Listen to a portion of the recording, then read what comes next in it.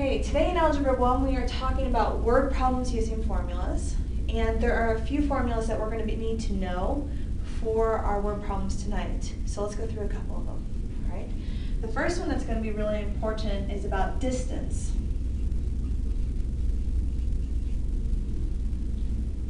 Now distance uses three different things. Number one is distance, a distance formula. And I do that by making a triangle. The formula for distance is that distance equals rate times time. And I like using this triangle because, you got yours written down there? Okay, I like using this because if I want distance, I cover it up. Distance equals rate times time. But if I want rate, I cover that up. Distance divided by time. You want to take a guess on the last one? If I cover up time? Distance divided by rate. Per volume of a cylinder.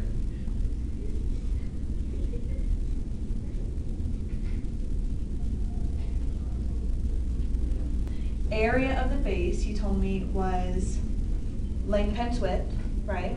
And then times height of the prism. Yes. That applies to all prisms. Okay, regardless if it's rectangular, you do length, width, height, or if it's different. Now, one thing before I get your question right there, cylinder.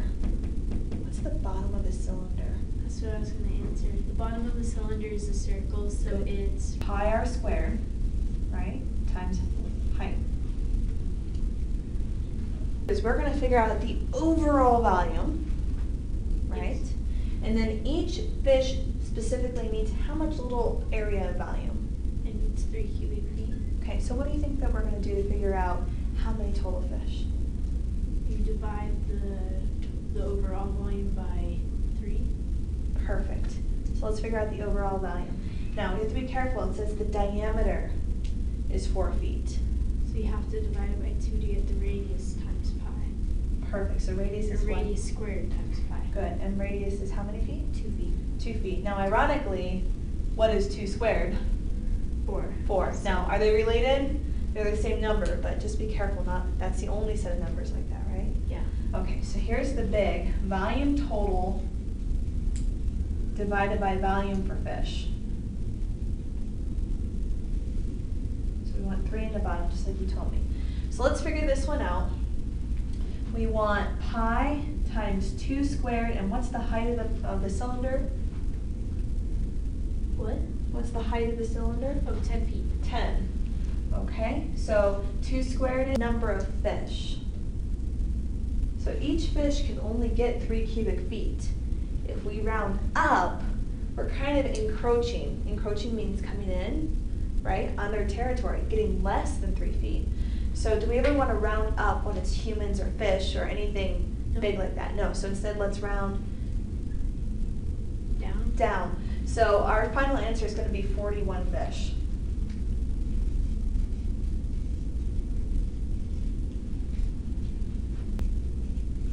Now, there are 2 things that we can do for area of a trapezoid. Number 1, at the bottom, base 2, it really doesn't matter which is which, but here's the height. So it's going to be half the height times base 1 plus base 2 quantity. Anderson, how many bags are you going to buy? Now in this one, are we going to sink our final answer lower? No, we need some reason because we don't want less than what will cover the lawn. Right, exactly. So if we come up with a decimal like we did last time, we're going to have to round up because we want to completely cover. But it's the same type of idea, right? We're going to take the total area and divide it by what? Divided by 3,000. Perfect. So here we go. Are you ready? Half the height. And what is the height again? Did I give you enough time to write that down? Yes, the height is 100 feet. Times the bases added together, so 60 plus 80.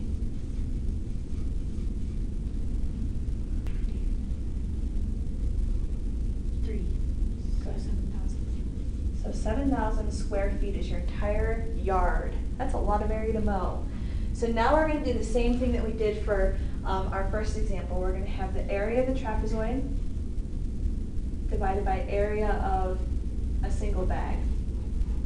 So we have 7,000 divided by 3,000. Ooh, what do I see in the place that will line up right there that we can do? All the zeros. Right, which means we are really dividing by 7 divided by 3. And it is, you need 3 bags. Why 3 bags? Let's go through the decimal first. It'd be 2 point what? 3. Exactly. So you're saying 2 bags would undercut it, but we want to go up to have 3 bags total. Very good. 9/5 of the Celsius degree plus 32. Because let's think about this one. If Celsius is 0, what is 0 times 9/5? 0. And what is 0 plus 32? 32. You see how those two relate? All right, now, I always had a hard time with this ratio. So finally, this is what I came up with. F alphabetically comes after C. Yes? Yes. So if we're looking for F, we want the higher number on top because higher comes before lower.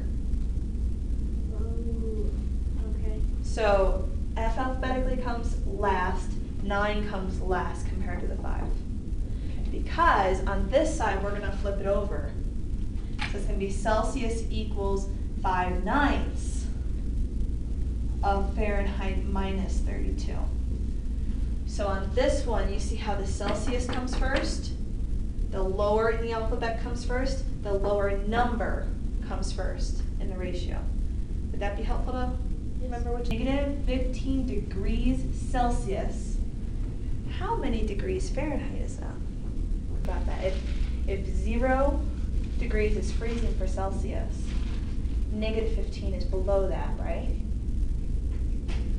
Yep. Okay. So if 32 degrees Fahrenheit is freezing, is 5 also below that? Yeah. Okay, So they're both freezing. They're both very much freezing. They're going to tell you they want you to solve for a specific variable. So for instance, take a look at number 4 right here. We just talked about this formula, didn't we? Yes, we did. Yeah, it's the volume of a what? A prism. Specifically what kind? What's the bottom look like? Rectangular prism, very good. Okay, now, reading that out loud, it says volume equals length times width times height. Which variable does it want us to solve for?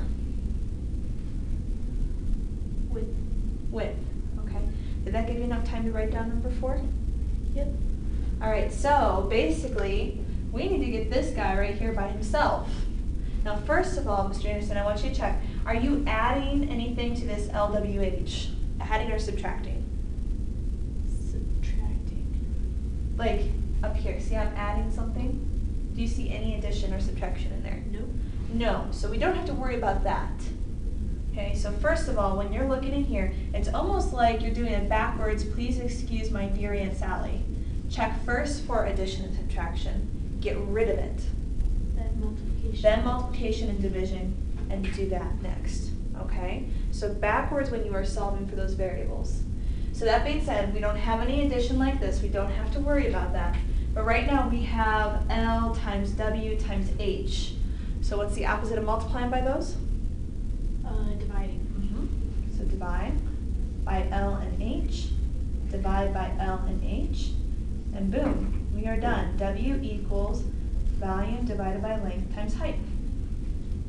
And that's all it wants you to do. And for P, get R. P by itself. R and T. R and T, very good.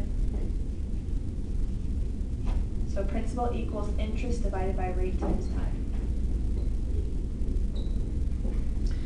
All right, Mr. Anderson, because of time, let's skip to number 7. Okay, let me give you a second to write that down.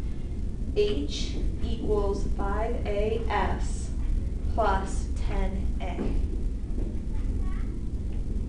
And what do I want you to solve for? S. Okay, so you see this term right here that has the S in it? 5AS has it in there. Okay, you see how we have something added to it? What should we do You first? want to get rid of the addition. Good. Opposite of adding. Subtraction. Good. Okay. H and 10a have nothing in common, do they? Nope. Just rewrite it as h minus 10a equals 5as. Now, this 5as looks an awful lot like this up here, right? So to solve for s, what are we going to divide by? 5a. 5a. Good. All right, now Mr. Anderson, this is the biggest part. Are you ready? This is our answer. That's the biggest part. A lot of my students try, see how the a's are very similar? They try to cross those off. And 5 goes into 10, they try to cross that off. But you can only cross it off if h also had an a on it as well. So both terms in the top have to have an a in them. So that is your answer. So we write that s equals h minus 10a all over